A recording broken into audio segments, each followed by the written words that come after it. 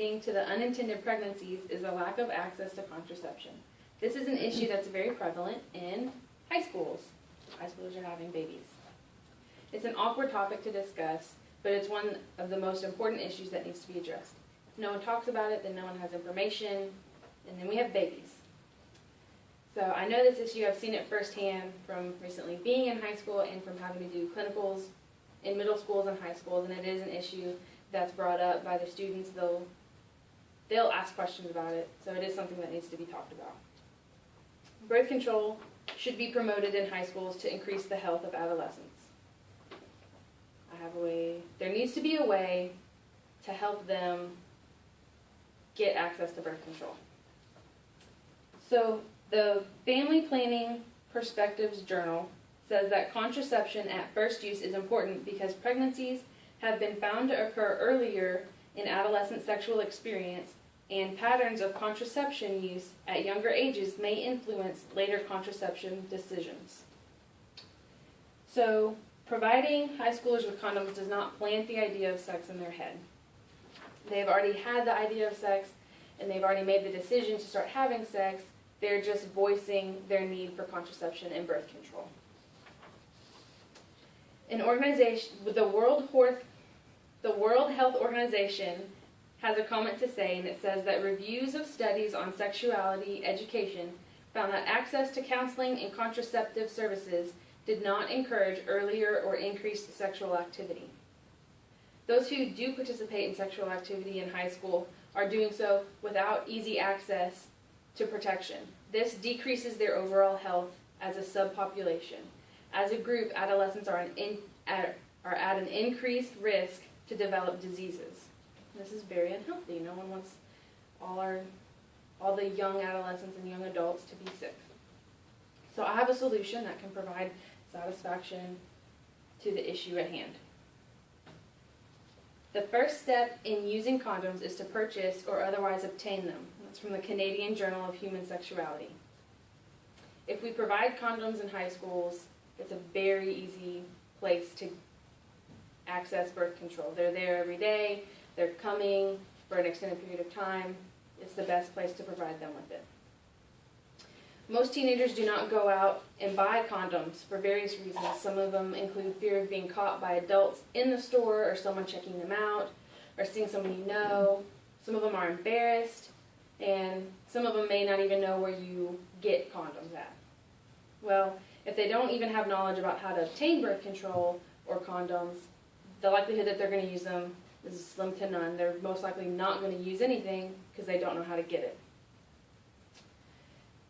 ABC News did a report called Docs Give Teens Condoms in High School, and it says that condoms should be made available in high schools for teens who are having sex, and it comes from the American Academy of Pediatrics. So we have doctors telling us that the best thing for our young adolescents who are having sex is to just go ahead and give them condoms in school. If we can visualize how this solution changes adolescent public health, we can make a huge difference.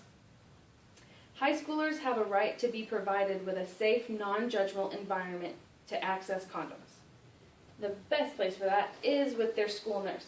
Nurses have been trained how to have a non-judgmental attitude. It's an emotionally and a physically safe environment for them to come and voice their concerns and to just talk about anything, but mostly their contraception needs. There's a law called FERPA, it's HIPAA for schools. So the school nurse cannot disclose any personal or medical information to anyone about the student unless it's going to harm them or somebody else.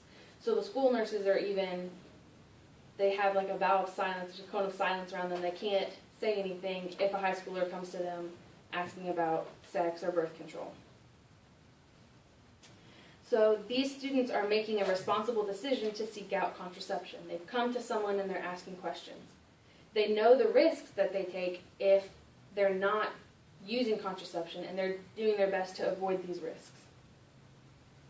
While we as a society can't control if and who high school students are having sex with, we can provide them with protection against STDs and pregnancy. High schoolers, any young adolescent having sex, they don't set out with the goal of, I want to get an STD, or I want to get someone pregnant, or I want to end up pregnant. No one has that idea in mind. It's a side effect of not having proper education or contraception. We can assist this generation in becoming a responsible, health-conscious group of young adults.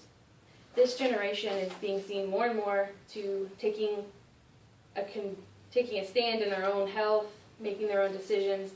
They want to be involved and they want knowledge, and they want a lot of it. They want everything they can absorb so they can do what's best for themselves. So what does this mean? It's up for you to take action.